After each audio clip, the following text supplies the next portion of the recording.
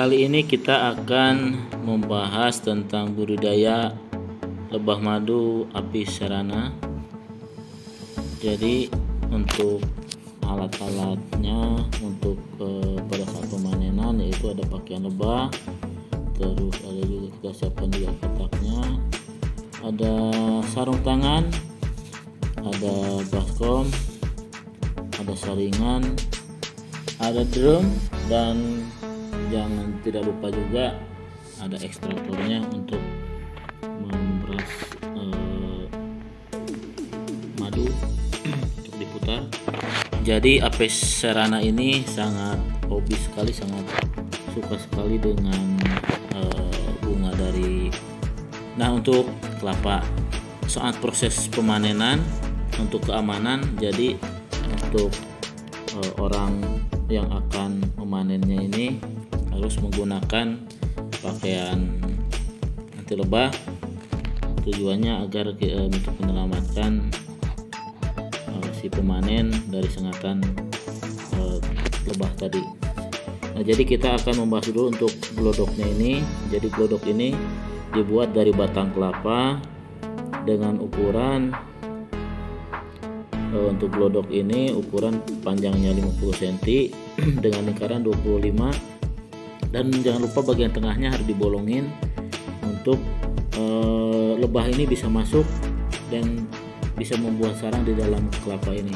Dan kelapa ini, batang kelapa ini sangat disukai atau sangat digemari, apalagi dengan vegetasi di daerah tersebut banyaknya kelapa, jadi sangat memungkinkan untuk bisa menarik dari lebah apis cerana ini. Jadi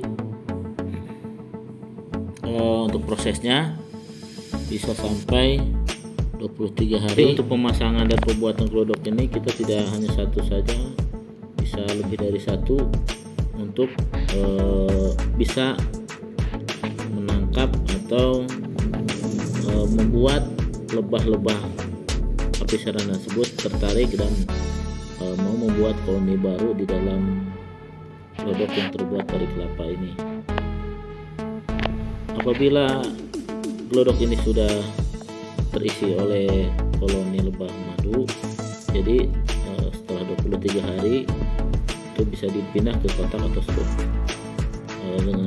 dengan estimasi bahwa 23 hari ini lebah tidak terlalu tua dan tidak terlalu muda juga. Jadi sangat bagus untuk lebah-lebah tersebut.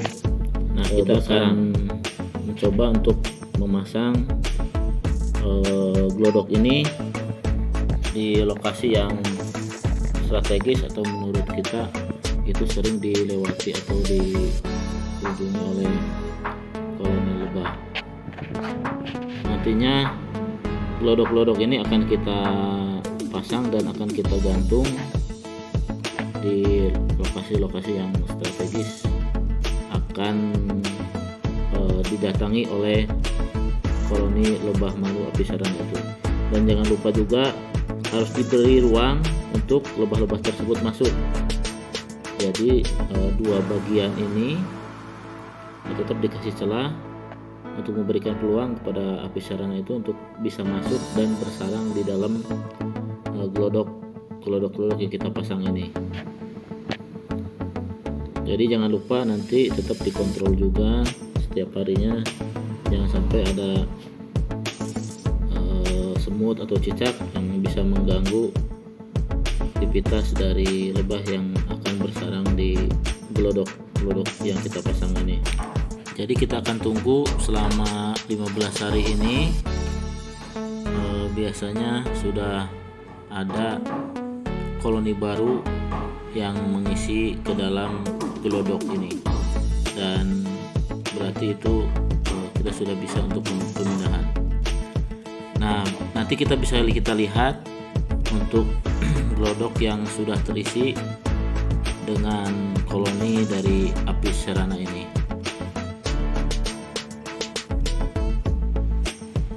Hati-hati jangan sampai koloni-koloni ini terganggu, karena kalau terganggu itu bisa akan menyengat kita.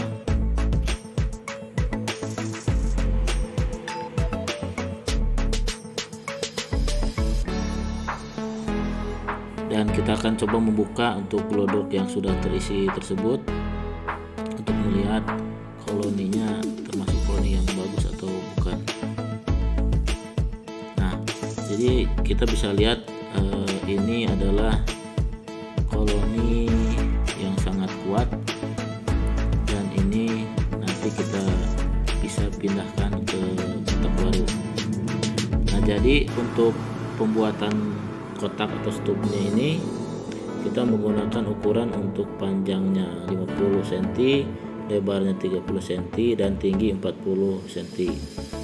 Dan kita juga harus menyiapkan frame yang terbuat dari kayu, dan di tengahnya kita pasang kawat. Nah, maksudnya dari kawat ini adalah untuk menaruh atau menyimpan sarang dari lebah tersebut. Jadi ada 9 frame yang akan kita masukkan ke dalam kotak atau stub lebah ini. Dan kita juga harus berhati-hati di sini, jangan sampai ratu dari koloni ini terganggu. Jadi kita juga bisa memastikan bahwa ratu ini juga nanti ikut pindah ke dalam kotak atau stub ini. Jangan sampai nanti lebah pekerja atau pejantannya kita pindahkan sementara ratunya sendiri tertinggal di glodok, dan ini nantinya akan membuat koloni tersebut akan kabur.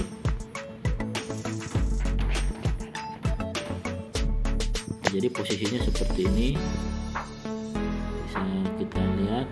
Nah, jadi kita masukkan frame yang sudah kita isi dengan lebah-lebah tersebut. Dan keuntungannya menggunakan frame ini, pada saat panen kita lebih mudah untuk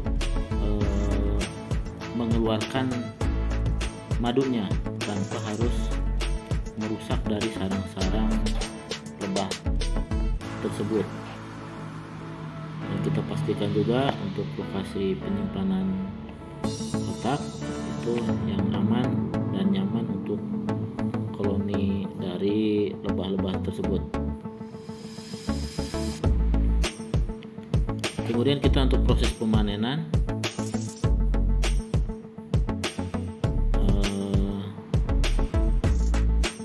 jadi untuk prosesnya kita siapkan baskom untuk menyimpan hasil dari sarang-sarang tersebut sebelum kita memasukkan ke ekstraktor. Dan kita juga akan mengambil frame ini satu persatu, dan kita juga harus memisahkan lebah-lebah ini dari sarangnya. Kita juga kurangi lebah-lebah yang nempel di sarang-sarang ini dengan mungkin ya kalau di dengan pohon kita menggunakan alat seadanya yang dari daun-daun tanaman. Kemudian setelah kita ambil sarang lebahnya yang sudah di frame ini, kita bawa untuk proses selanjutnya, yaitu pengambilan madu dengan menggunakan ekstraktor. Jadi nanti ada alatnya, itu pengambilan ekstraktor dan juga drum. Jadi ekstraktor ini selain kita bisa buat sendiri, juga kita bisa beli secara online. Jadi untuk proses selanjutnya, kita untuk memudahkan kita dalam bekerja, kita buka sarung tangan kita, kemudian kita pasang ekstraktornya di dalam drum. Pastikan drum-drum ini saat kita putar ekstraktor ini tidak goyah, sehingga kita dalam mengambil madunya diberi mudah. Nah, kemudian frame-frame tersebut dimasukkan ke ekstraktor yang sudah di setting, ada 2 bagian. Kemudian kita putar, dan hasilnya nanti madu-madu tersebut akan menempel di dinding-dinding drum ini, dan bisa kita panen madunya, bisa kita ambil. Dan ini adalah hasil madu dari hasil panen yang kita budidayakan. Terima kasih, jangan lupa subscribe. like dan komen juga ya, ditunggu.